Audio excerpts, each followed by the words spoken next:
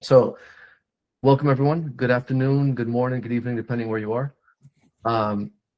First off, I just want to say a big shout out to Omar and Rick at World Trade Center, Kentucky. So we're excited to be here. We value the partnership and we're looking forward to this session.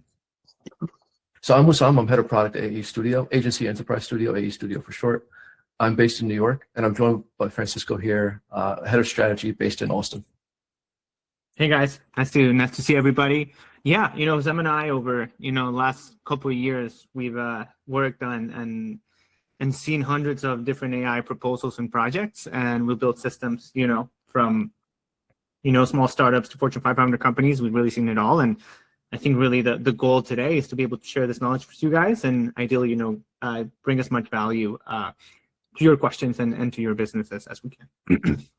Awesome, yeah, and we want to talk about, as you guys have probably seen in like the the invite, but we want to talk about where AI projects fall apart, and also how to increase the probability of success. What are some frameworks and learnings that we've accumulated over the years to set you guys up for success? We'll spend about half the time sharing ideas, some case studies, and obviously, please, like you guys, drop comments in the chat wherever whenever any ideas come up, any questions you have. We'll try to answer them as we're going. But just for the sake of time, we might save it till the end. So about 30-minute mark, we'll switch over to Q&A. Yeah, and any questions on that, like, either Husam and I will be presenting, so whoever's not presenting can also answer questions there, and we can go from there. Awesome. Yeah, we want to make it as valuable and tailored for you as possible, please. Anything. And then also don't feel like you have to take copious notes. This is going to be recorded. We'll send it out afterwards as well. Should we crack in? Let's get it. So if we want to kick off with why most AI projects fail, and some of you might have heard that the stat that 90% of AI projects fail to deliver any value. And it really comes down to one core reason, and it's not an AI problem or a technology problem. It's really a strategy problem. And we're bucketing it here into three high-level reasons. Number one is AI with no why, or in other words, riding the hype train but without any substance. Adding AI because it sounds innovative, because investors like it, because competitors are doing it. If you guys are into blockchain or have been at any point, it's like the 2017 blockchain energy. Everyone was adding NFT and to every single thing they were building. Funny story, we had someone pitch us something combining AI, blockchain, and fusion energy, and that it was the best slide I've ever seen in my life. It was like one word per slide, capital letters. One slide was AI, the other slide was blockchain. By the end of it, we were all like hyped up, like super hyped. I think I was hearing explosions as it was like Michael Bay put a deck together. So we were hyped, but by the end, we didn't know what the hell we were building. There was really no strategy there, right? And this is actually one of the main reasons why AI falls apart. Yeah, and then to add on that, right? Like the idea here is to put strategy before tech, right? And by strategy, I mean business strategy and just common sense, right? For the second reason, and to expand upon that, right? The second reason why we've seen AI projects fail is for unclear goals, right? And by unclear goals, I also mean unclear alignment within the company, right? We've seen so many times you create a product, that product might be sold by the sales team who's selling something that's not what they actually built. The CEO is mad because they wanted something else. Organizational alignment and very clear goals and North Star is really where these projects start failing. So it's just, most of the time it's an execution and strategy problem rather than, hey, the AI itself is the bad guy here. Awesome. And the third one is endless R&D. And this very much speaks to AI being a technology and a part of a product, right? So like you guys ship product before, you'll be familiar with this. The longer you take to build to go to market, or the more you spend on iteration without validation, you'll burn through your budget, right? So we heard from a team that spent 9 months building an AI that could summarize customer complaints, only to realize no one was reading those customer complaints summaries in the first place. So the key thing is building small and launching. And with AI now too, the amazing things you could actually build, test your ideas super fast. You can get a POC up in a couple of hours using plain English. So there's no reason not to validate early and often. Awesome. Yeah, and then guys, really just to repeat, and I know we've said it here, really the main reason why projects don't actually drive value is because we're putting the tech before the strategy. There's a huge difference between doing that and just doing things for the hype. And if we can go on the next slide here, really the last reason why these projects really don't take off is because of fear sometimes, right? I just want to put out here 4 different things that we've seen people, our clients or even people, our families or even our friends who are a little bit afraid to go and are concerned about where does AI fit? Why should I use it? Is it even valuable for me, right? And instead of just like dancing around it, I think it's just important to put them here in the forefront and address them directly. And hopefully maybe some of you guys are thinking some of these things as well. So as we go through them, if we don't answer that particular concern to this fullest extent, please just let us know. And that's why we have the latter half of this meeting for Q&A and discussion. So go ahead, Husam. Yeah, I mean, it's funny, like this first fear around like, is it going to take my job? I think I have at least once a day with my friend group, we're exchanging memes about how AI is coming, it's coming for all our skills. But really, like, I think it's a real fear. I think we all have it. I think our stance on AI is that it's here to stay. It's inevitable. It's getting better and better, and you can see the evolution, since ChatGPT rolled out to now. Like we have, like code being written, most code being written by the top coders in the world, including in our organization as well. Like all our engineers, we're leveraging AI to build code. So the progress over a few amount of years is just tremendous. And that is to say that like it's inevitable. And so there's an apt saying, which is don't play the market you want, play the market that you have. And so our stance is lean into AI and see how it can make you better, because it will allow you to succeed more in your role and allow your business to succeed more. And a lot of times, like if you're leveraging AI to speed up your workflow to deliver more value, you become indispensable. So real fear, but manageable, and the upside is tremendous. Awesome. Yeah, and then to go expand on that, right? Another one is, well, data security and privacy, right? Like you've heard it before. The models are going to train on my data, all my security, all my business secrets will be leaked, right? And that's super valid. That's why, many companies are really, really just struggling with AI in itself. And the thing here is, this is not an unsolved problem, right? Like there's a whole spectrum of things to be done to make sure that you protect your data while also leveraging, the tools that are out there. Things from like private deployments, open source models, even enterprise plans with some of these companies. You just want to make sure that the SLAs, the service level agreements that you work with, are tight and they exist, right? So it's really about planning over it and making sure that you have data security, but it's not an unsolved problem. So, and of course, if you still have questions on what does it mean that's training on my data, right? Like, is it my conversation? Is it learning about me? What does that mean? And to what extent do these companies use my data for their own purposes? Also that's a bigger point of discussion. But my point is, there's ways in which you can protect your data. Don't send it to these big labs, Anthropic, OpenAI, Gemini, Amazon, whatever, while also protecting what you have in your proprietary systems. Awesome. Another fear, and I think we I speak for myself, and I think all of us we deal with this, right? Like AI makes shit up, right? It makes stuff up that is not, and sometimes it's obvious. Other times it requires a little bit of like going back and forth to discover that it made a mistake. It's getting better, right? And so I think it's a real concern, but it's improving, and there's also ways to make it less hallucinate less, essentially. But a funny story too is like my little nephews who are 8, like they use AI, and when it messes up once, they just say AI sucks. Like meanwhile, like I'm blown away by it, like what it can do. But that is to say that like there is a real concern about what it generates sometimes being off. There are ways to verify and make sure that what it outputs is correct. So a common design pattern that we want is like a human in the loop, where essentially before AI completes its output or computations or generates a text, you have some verification step where a human with the experience, with the knowledge, can check that, approve it, and then it goes out into the system. And that you guys might have seen that too in working with AI. When you give it sometimes more context or you ask it to check its work, it will perform better. You can employ these types of strategies at scale as well.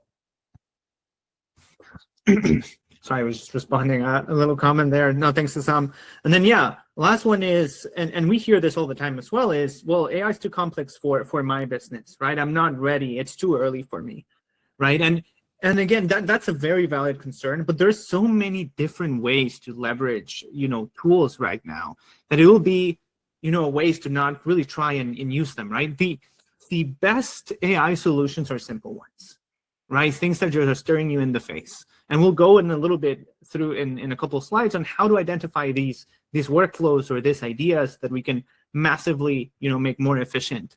But it's really about solving one problem really, really well. And you don't need a PhD on this. You only need good problem, a well-defined problem, good data, and the right either implementation partner or guides to do it yourself, right? There's a lot of stuff you can do by yourself. So you don't need complex engineering to get started and get things done. And we'll go through some examples.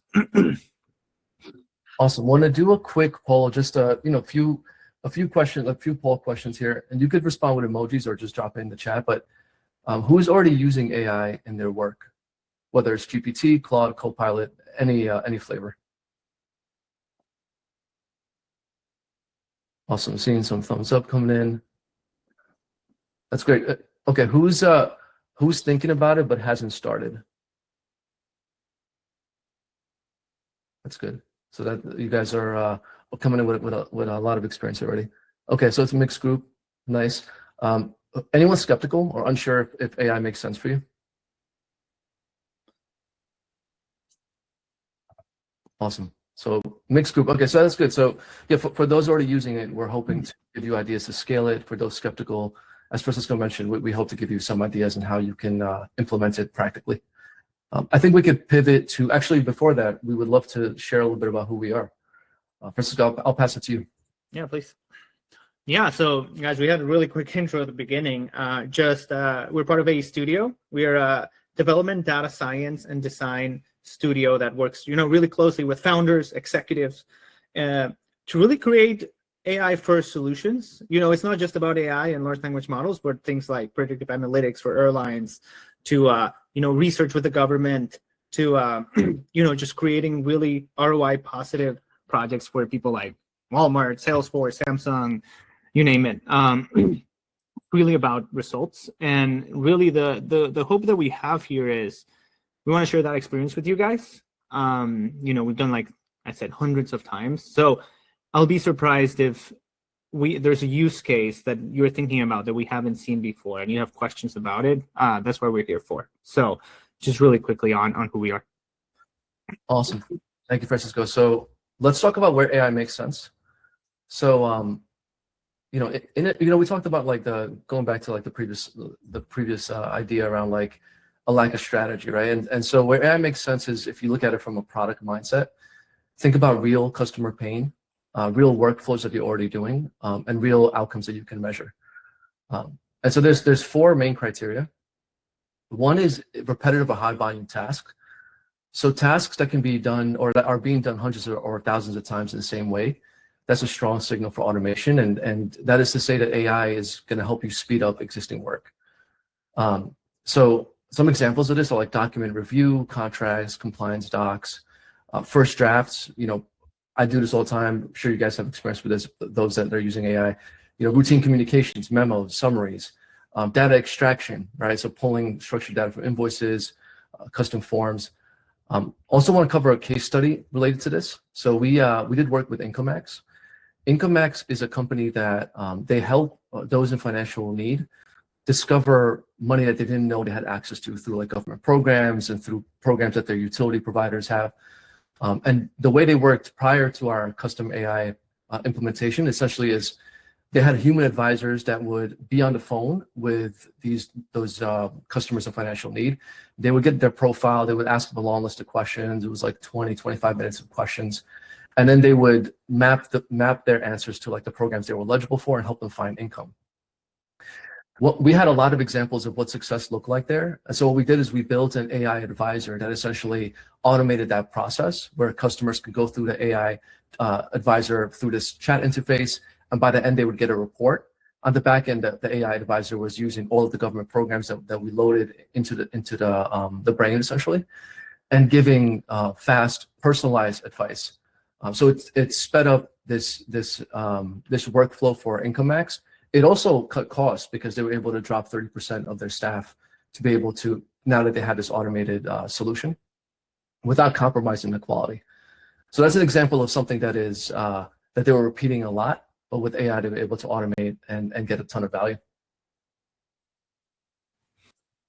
Awesome. Yeah, the second thing here, you can see that little not flower stem there. Is costly or slow workflows. It's similar to what Husam said here in the repetitive and high volume, but here the contrast comes from the fact that you want to try to introduce AI into things that really bog your team down, things that are bottlenecks. And this can be either because they're like hard problems that everybody just leaves for later because like that's something I don't want to do. That's something super boring. Let's just call that high pain point workflows that people don't want to get to often become bottlenecks and the team cannot advance, right? So that's one. And second, it's costly, right? There might be some workflows here which might not be done by a lot of people, but are done by important people, right? If you're a CEO or an executive, and every time people are asking you the same question over and over again, and you have to do this one thing that takes a couple of hours, but you'd rather not, and you're the only person who can do it, that's another prime place to think about where AI makes sense, right? So it's not just about repetitive, but also about costly. And if we want to go to an example of this, Husam, if you can go to Jupyter here. Basically, what we did here is to give you the story, right? Jupyter AI is this company, this climate company that had 400 trillion data points, all about the future of climate and for the next 30 years all across the globe. And they have data points for everything, right? With them,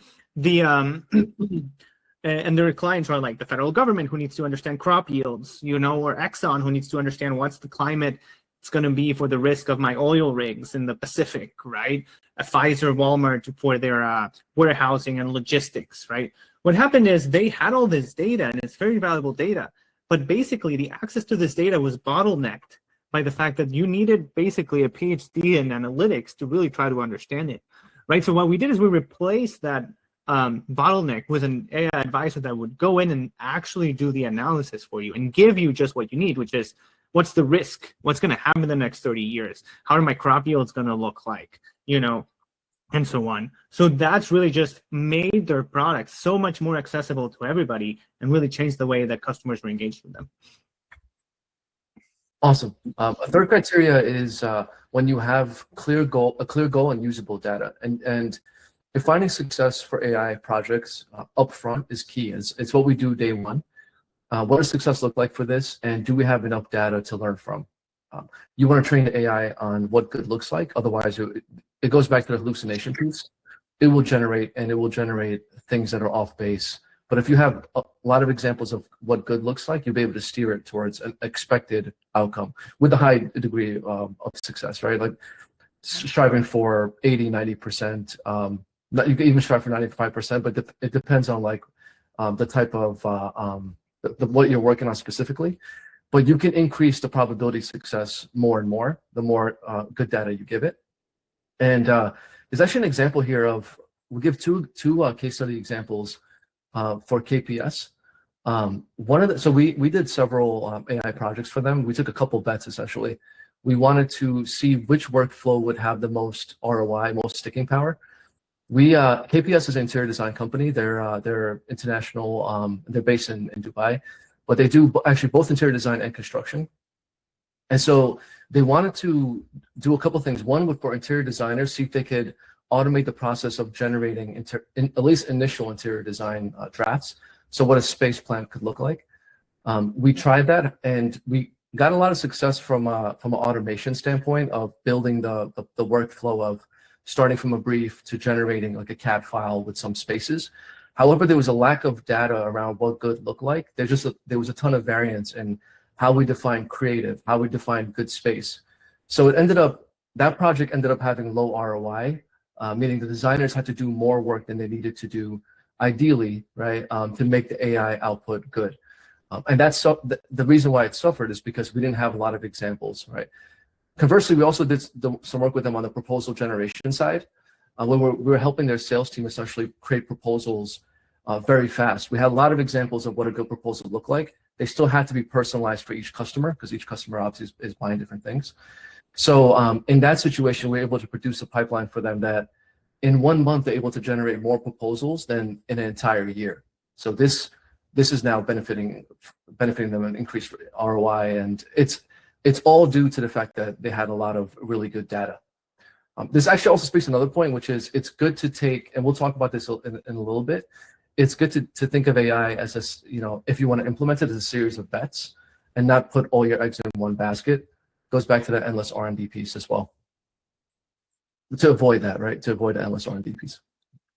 Yeah, and the last important piece to look for is what's a good place for AI to start with AI, right? Is in places where you have a known process, a known workflow, right? And why is this, right? Basically, AI isn't magic, right? You can't just point AI at a problem and see solve it, right? That's not how it works, right? The way that we like to think about implementing AI systems is imagine that you're onboarding a new employee to do that particular thing. If you can't explain the process of how it works and what it needs to do, then there's no way you can add AI on top of that process, right? It's not magic. So like there's basically, and by understanding, okay, if I want to automate a certain process, there's actually 2 good things that you can get from this, even before AI, right? So first one is, well, let's map it out. If you're able to map out a process and say, okay, now I know how I generate proposals because I had no idea before, everything was a mess, right? And I want to automate that. Well, if I map it out and I understand what's good, how does good look like at each one of the steps, and to Husam's point, examples, and be able to map that out very clearly, that in itself is a win. And this is even before AI, right? And then after on top, you say, okay, AI, now I can train you to do this sort of thing step by step by step, and you get the output, right? So it's really about understanding how to literally onboard somebody new. It's a new work. It's a new employee. Think about it that way, right? So if you can't onboard somebody to do it and explain it well, then you can't. It's not a good candidate for where AI makes sense. Awesome. And a quick filter to consider.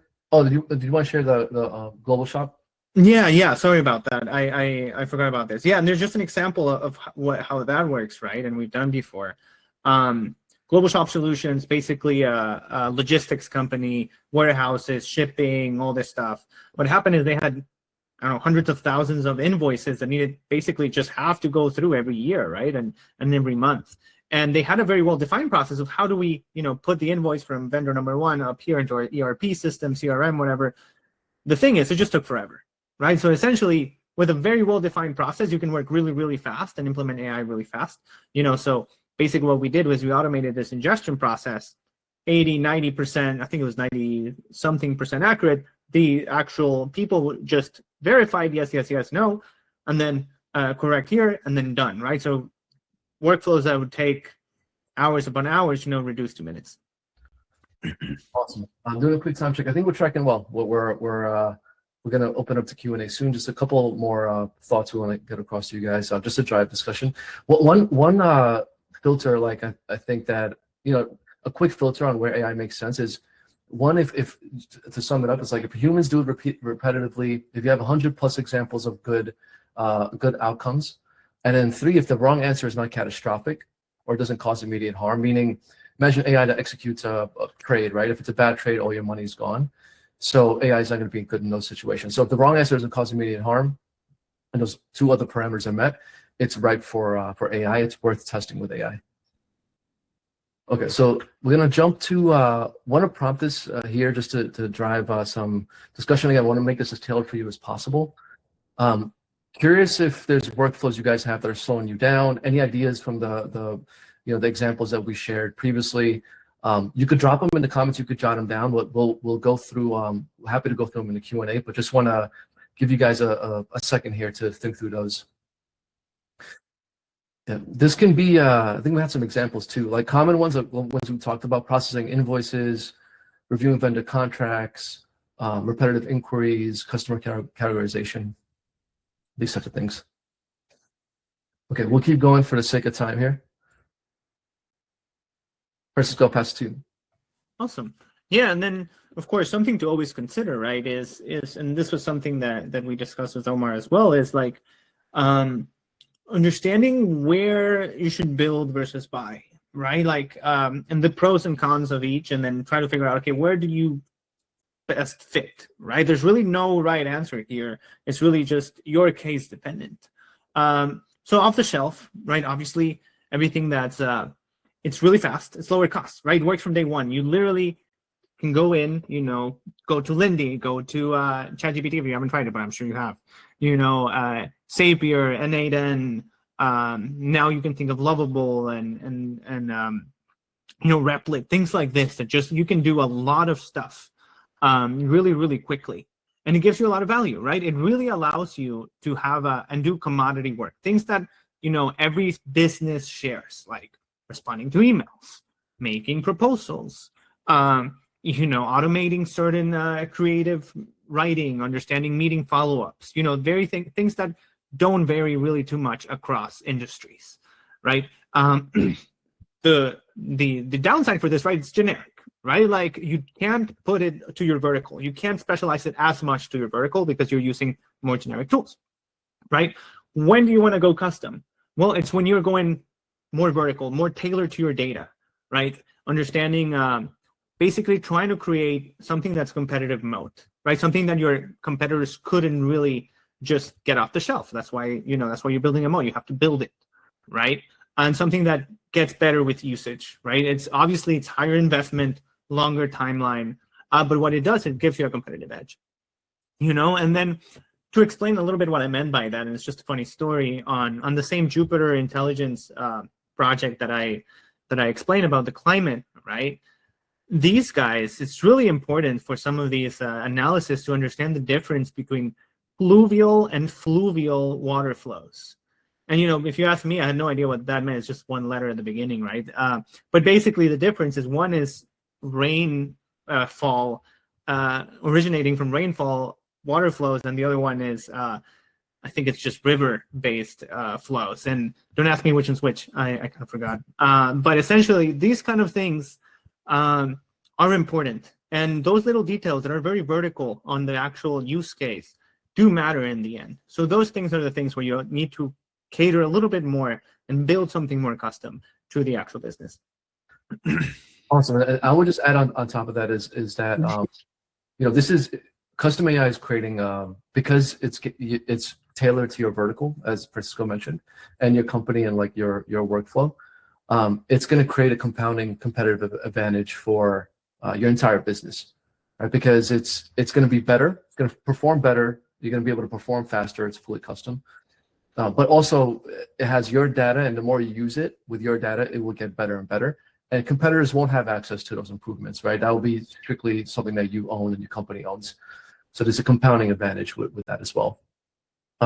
Okay, so we're going to jump here to really the last section that we can open up to Q&A is framework for thinking about AI projects and how we build them. The key thing is, you identified a problem that you think it makes sense. And now the question is, how do you execute, right? So four mental shifts, or just four mindset principles to think about.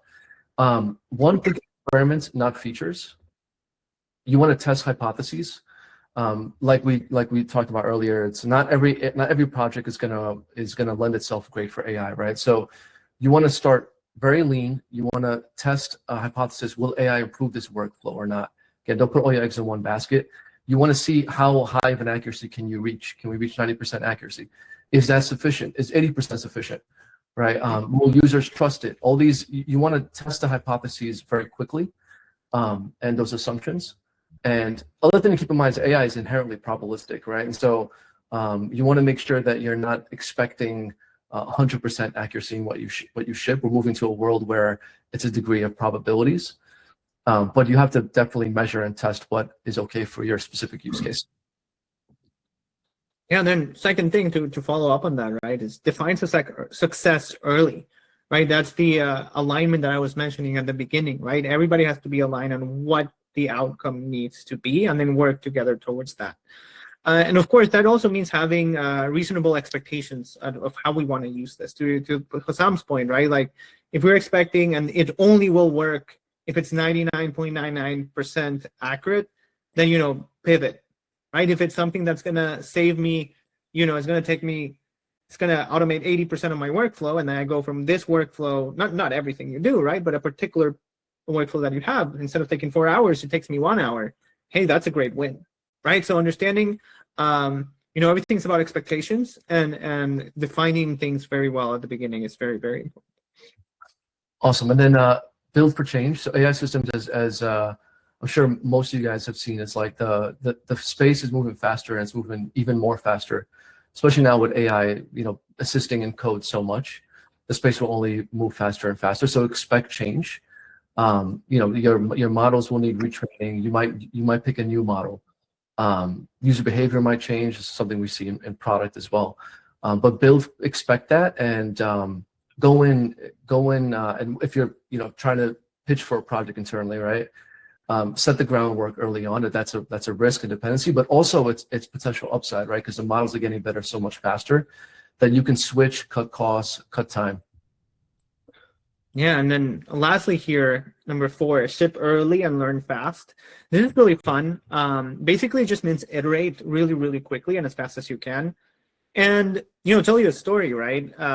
Right now with Claude Code, or if you ever use Lovable, or these like vibe coding tools, if you ever try to build something for yourself, you realize after the first couple of tries, like, this is not what I wanted. And that was you building for you, right? Imagine when you're building for another team or somebody else, right? You need that iteration really, really quickly. It's really hard to really put everything, plan for absolutely everything until you see it, right? So shipping early, learning fast, having iterative cycles, that is basically the main thing. That if you take something from today, make sure that you're able to iterate and pivot and just communicate really, really quickly with your team or whoever is building this AI.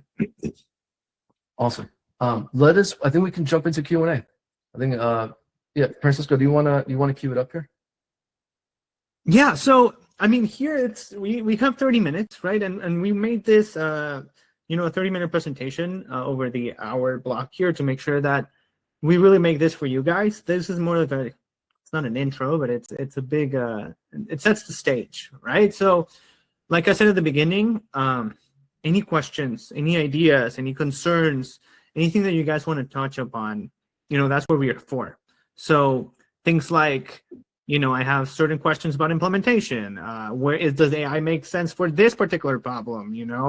The security, is it training my data things that we talked about before? Anything really, where do you see AGI and the existential risk of AI taking over, right? We actually do some research on that. So there's a lot there. Yeah, Doug, go for it. How do we? Do I have to accept that, or can you? Yeah, technical. We're technical, but not this technical. Let's see what's a little bit of like a difference between like Google Meet standard and let me see here. I can add as a contributor and maybe. Oh, yeah, make contributor, I think is it. Okay. Yeah. Well, I just tried. What's up, Doug? What up?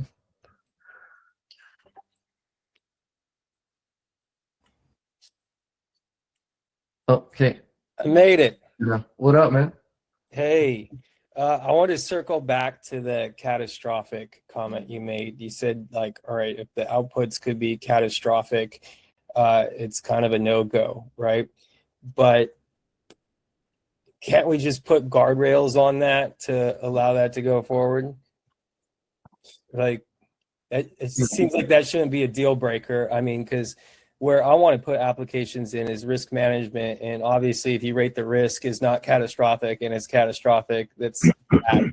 But you're just going to want to put a human in the loop on that decision and make sure it goes to the human. Okay, you get it. 100%. And it was more like it was more to be mindful of that, right? To not just let AI, like not to vibe code an app, but and have like a bot just hooked up to your Schwab and go crazy, But I think definitely like the human in the loop is a key design pattern to avoid that. And it is a worthy exercise, like even if you're working with sensitive data, which we build projects that are working with sensitive data all the time. We work with healthcare, we work with the government. So absolutely, it's a worth. It still can be ripe for AI. Another piece is like having the AI check its own work, right? That's another thing that we found we've had great success with.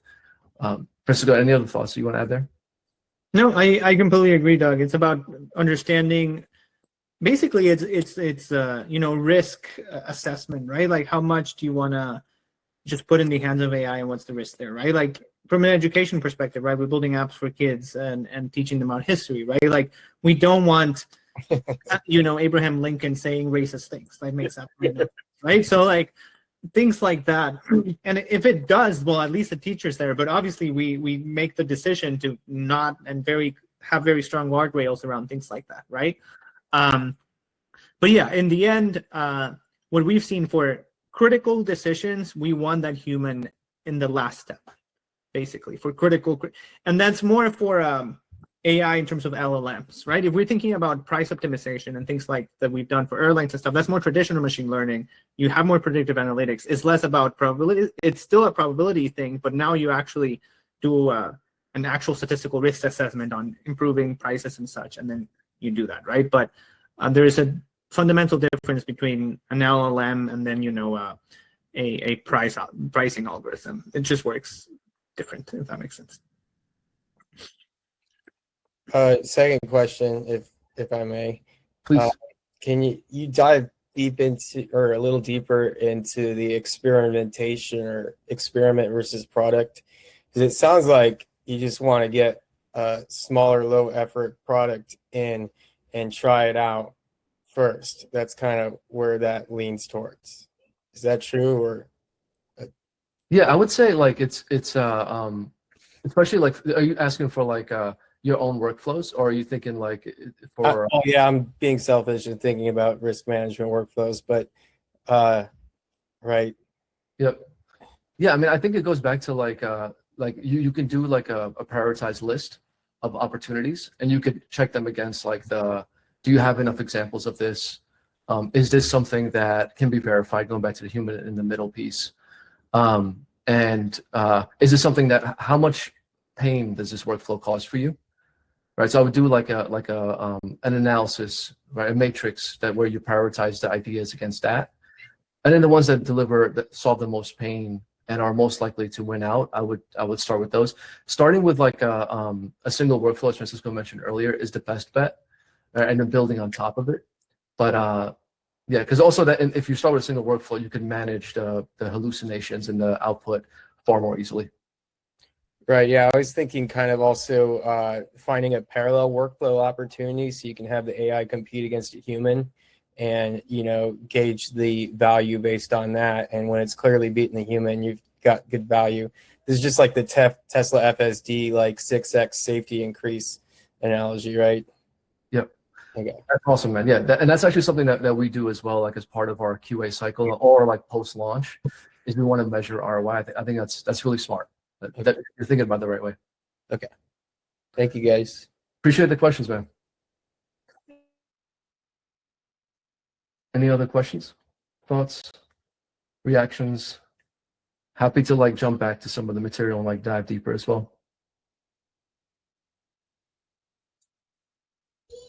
I mean, if no one's going, I could go all day here, but I just still want to understand the difference between like the product versus like customization workflow, and what are the key differences that drive your eagerness to work on a project. Can you rephrase the question? You mean like the build versus buy thing, or something different? You had a slide where the right side of the slide had like custom. Yeah, there you go, off the shelf. So, in my humble understanding, it sounds like you guys lean towards the custom side, right? It's. I mean, we do when the problem's right, but like we wouldn't recommend custom to everybody, right? Like, and obviously, as always, it's a spectrum in the sense of, not as always, but like in this case, things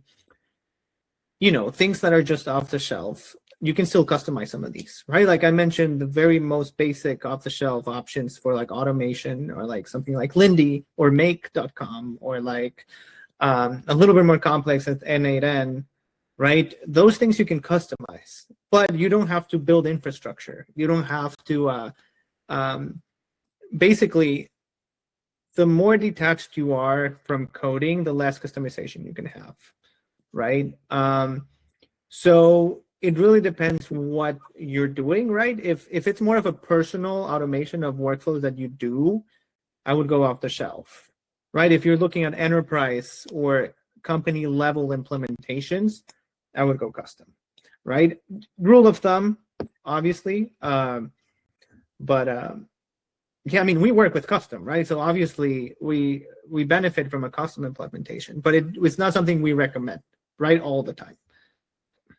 Yeah, and also I would add too, like even when we're building custom solutions, like we're sometimes gonna, I mean, oftentimes we're gonna see what exists already, right? Before, because we're working with like a fixed budget and we're trying to deliver ROI, right? So we're gonna choose the parts of the system where it makes sense to build the whole system, well, build custom versus install tools that already exist. That goes for AI as well.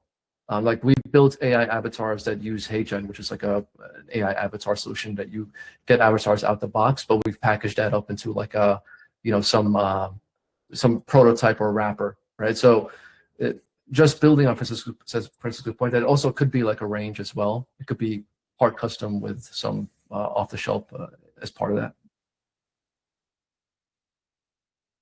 Okay.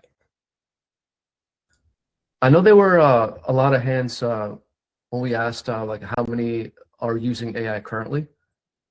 Would love to hear how you guys are using those in your current work.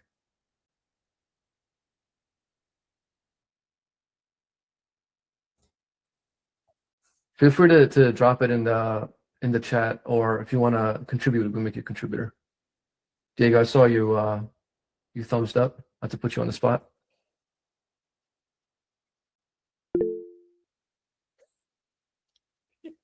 Doug, go for it. I know I'm talking too much here, but I mean, a little outside of work, you know, my kid was just in the hospital, so I had a lot of use out of AI of just simply taking pictures of all the user interfaces for the nurse and the doctors, like every 30 minutes, and then I didn't have to think about what the history was or ask the doctors what the data was or anything like that. And literally just recorded conversations when I was talking to nurses, so I didn't forget anything. So I definitely had like a omnipotous viewer and listener to give me updates. And so when we had like the shift changeover, I would just ask my ChatGPT bot to talk to the doctor for me. Sorry, I know it's funny, but And that's perfect, right? Like I'm sorry to hear you were in the hospital. Your child was in the hospital. I actually had a pretty similar experience. I also my kid was in the hospital like a month ago, and it was taking pictures of everything, like recording now. And just to go from there, recording everything is like a superpower, right? Like even meetings like this, or like you said, the doctors, or, you know, even when I'm talking to like friends about ideas of like, you know, oh, like you could build this or build that, right? It's like, hey, just put this transcript into Lovable and like it'll build it for you, at least at the beginning, right? Like, and you don't have to like do that much like else, right? It just allows you to like have so much flexibility of and recall of everything.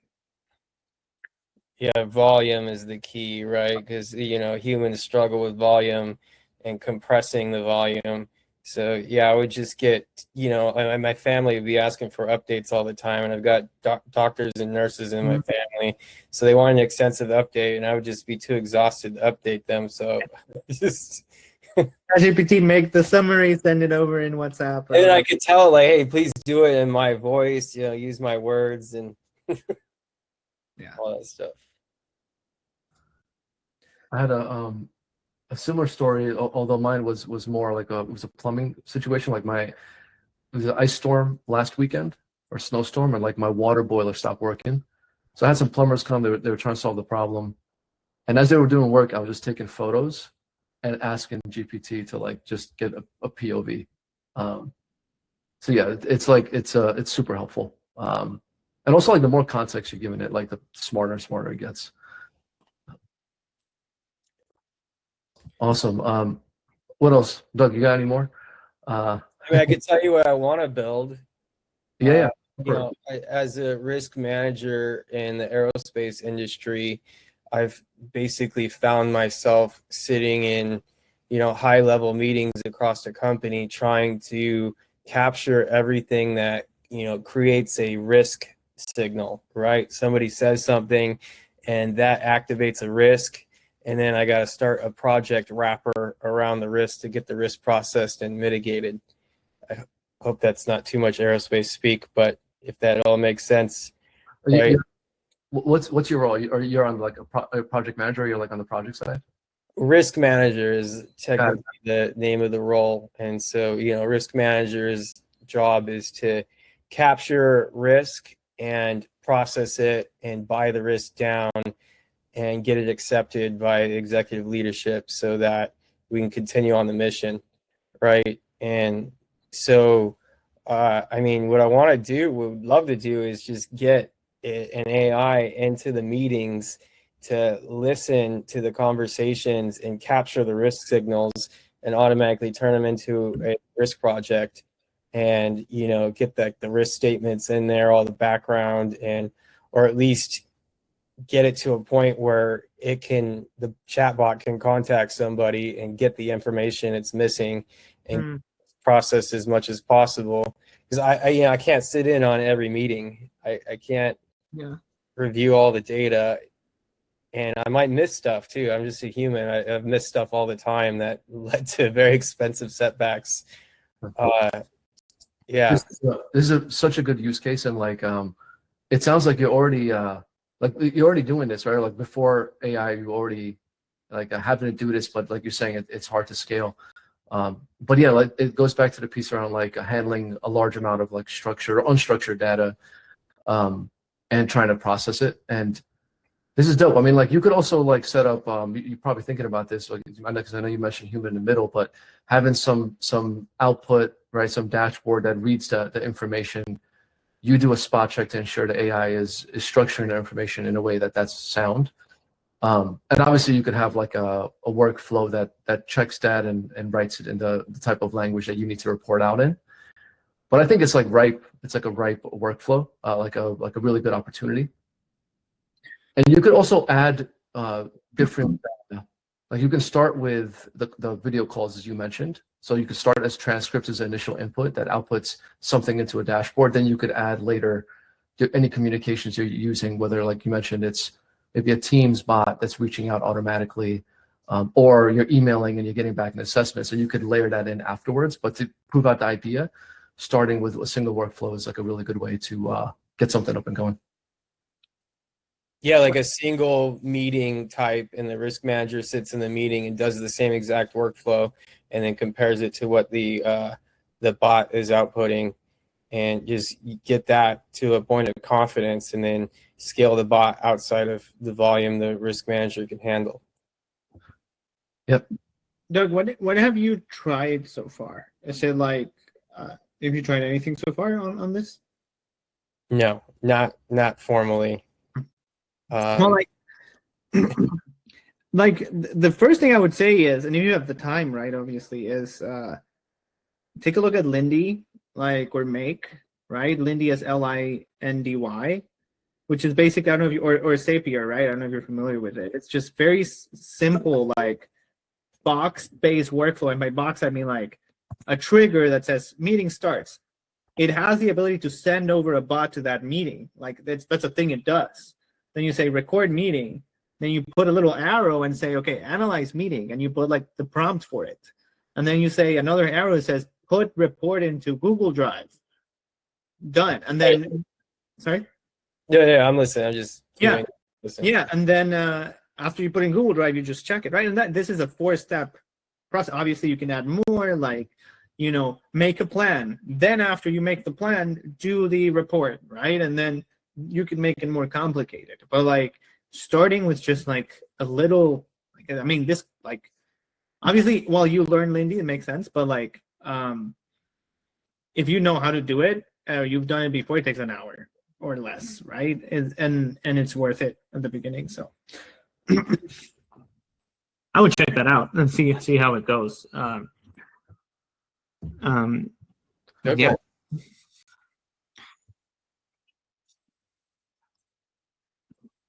Awesome. Anyone else have any? I think there was a couple people that were skeptical about AI, right? A few people. I thought I saw some thumbs up. Curious. Would love to hear your thoughts. Like we could talk through like maybe some use cases that you considered, or that you haven't tried yet but have been anxious to try. Would love to just talk through that stuff.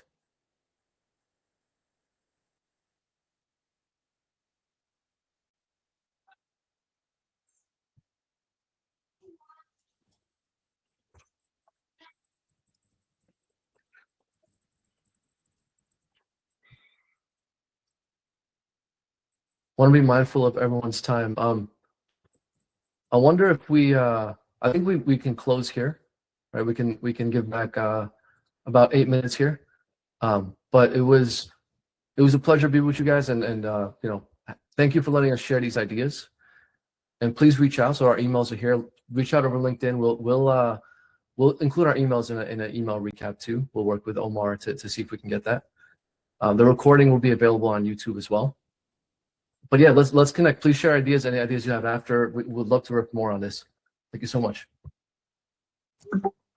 See you guys. Bye all. Bye.